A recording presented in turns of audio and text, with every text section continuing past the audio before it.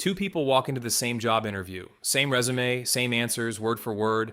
Only one gets the job. The difference wasn't skill, it wasn't experience. It was how attractive the interviewer found them. That sounds unfair, because it is. But it's also one of the most repeated findings in psychology, and it has a name: the halo effect. It was first described in 1920 by psychologist Edward Thorndike, who noticed something strange while studying how Army officers rated their soldiers. Officers who thought a soldier looked strong and disciplined also rated them as smarter, more loyal, and more capable leaders, traits they had no actual evidence for. One visible trait was quietly painting the picture for everything else. Thorndike called it a halo, like the glow around a saint in a painting, spreading light onto everything nearby, whether it deserves it or not. Decades of research since then confirm the same pattern, especially with physical attractiveness. In study after study, attractive people are rated as more intelligent, more trustworthy, more competent at their jobs, and even more likely to be innocent of a crime, before anyone hears a single actual fact about them. Not because they are any of those things, just because they look like they could be. And here's what makes this effect so sneaky.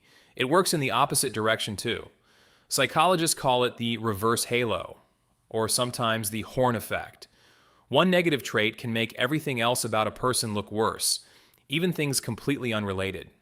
A single typo in a professional email can make someone seem less competent at their entire job, even if the actual work is excellent.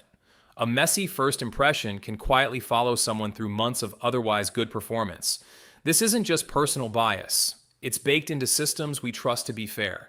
In one famous study, teachers were given identical essays to grade, same content, same arguments, same grammar mistakes, but attached to photos of either an attractive or an average-looking student. The essays written by attractive students were graded noticeably higher. Same words, same sentences, different number at the top of the page. Courtrooms aren't immune either. Multiple studies have found that more attractive defendants receive lighter sentences on average for similar crimes compared to less attractive defendants. Marketing has known about this for 100 years, even before it had a scientific name. That's the entire logic behind celebrity endorsements. A famous, likable face holds up a bottle of shampoo, and your brain quietly whispers, "This must be good. This person seems trustworthy." The celebrity usually knows nothing about the product's actual quality. Your brain fills that gap in for free. Dating apps run almost entirely on this bias too. A good photo triggers assumptions about someone's personality before a single message is exchanged. Even voting behavior isn't safe from it. Multiple studies have found that people can predict election outcomes with surprising accuracy just by looking at candidates' faces for a few seconds. No policies, no speeches, just first impressions of competence.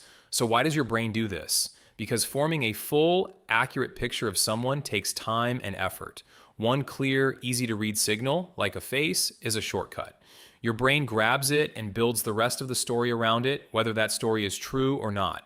It's not that you're shallow, it's that your brain is lazy in exactly the way evolution designed it to be. Fast judgments made with incomplete information because slow judgments were often too costly to survive on. The problem is, in a modern world full of interviews, juries, grades, and elections, that shortcut has real consequences for real people. So next time you instantly like or instantly distrust someone you've barely spoken to, pause for a second and ask yourself what you're actually basing that on. Chances are, it's not evidence, it's just a halo. Now you'll notice it everywhere, and that's a little bit of power you didn't have 5 minutes ago. Subscribe to Brain for more of your mind's weird tricks. Explained simply, every week.